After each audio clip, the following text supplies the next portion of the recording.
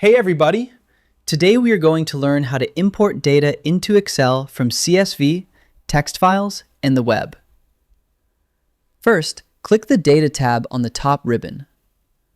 For CSV or TXT files, click Get Data, then choose From File and select From Text/CSV. Browse your computer, select the file, and click Import.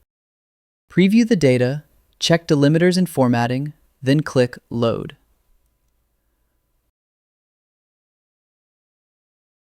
For web data, click Get Data, choose From Other Sources, then select From Web. Paste the website URL, click OK, and select the table you want. Click Load to bring the data directly into Excel. Your data stays connected and can be refreshed anytime. I hope this helps you on your current and future projects. Thank you for watching.